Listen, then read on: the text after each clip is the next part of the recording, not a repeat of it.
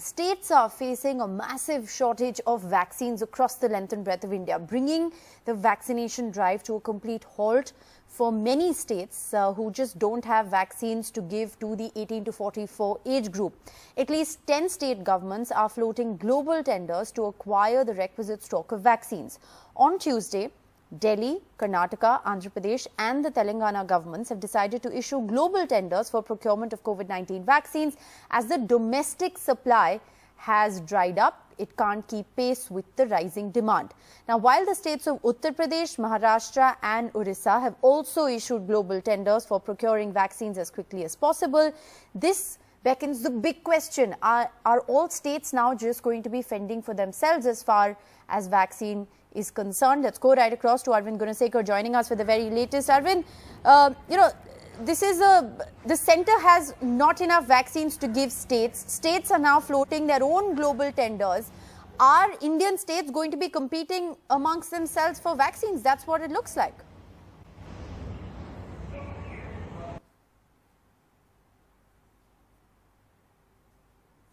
And now with the central government leaving it to the states to procure vaccines for themselves, now the state governments are actually fighting among themselves. In fact, like you mentioned, almost 10 states have decided to look global. These 10 states, which includes Delhi, Karnataka, Odisha, Uttar Pradesh, Maharashtra, Tamil Nadu, Telangana, Andhra, of these 10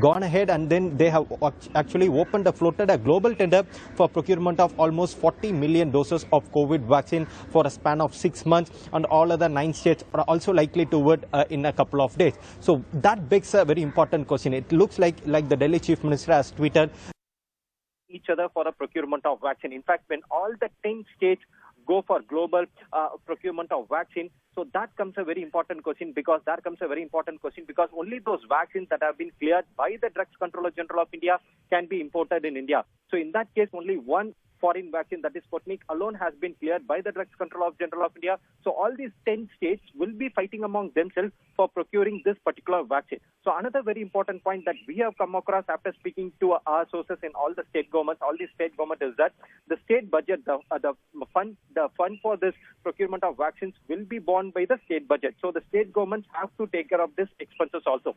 So the taxpayers' money will be pitched against each other's states for this procurement of vaccines. So there comes a big problem because some of the officials are saying that though they are going for a global tender, they are not very confident about getting a supply immediately because there is a shortage worldwide also. And then when all the 10 states fight among themselves for procuring one particular vaccine, that is Sputnik, they are saying that the prices will be higher and then this might not yield good results. So after speaking to some of our sources, both in the health ministry and also the state governments, what we got to know is that there is a company called Integrated Vaccine Complex that was inaugurated in 2012. It was set up in 2012. That is 9 years ago. The very point of this particular Integrated Vaccine Complex that was set up in 100 acres in 2012 is to manufacture vaccines. This particular setup, the unit was set up in Tamil Nadu way back in 2012. But as on this date, this company has not even manufactured a single dose of vaccine.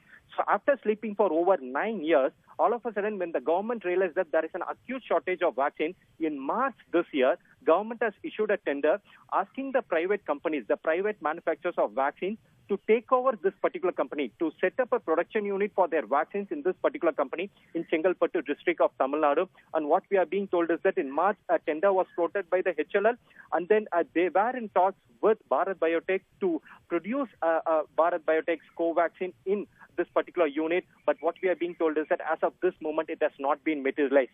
Though we saw that there is an acute shortage of vaccine, now states are going globally for the procurement of vaccine. We still have units domestically that are still lying idle without manufacturing the vaccine. That's where the state government are saying that it's a clear case of mismanagement. At least now the central government should wake up and then they should expedite this particular process of manufacturing, producing vaccines in this particular integrated vaccine complex in Tamil Nadu. Well, the big question really that a lot of people are asking is that there was, vaccine Maitri extended to several countries in the beginning of India's vaccination program.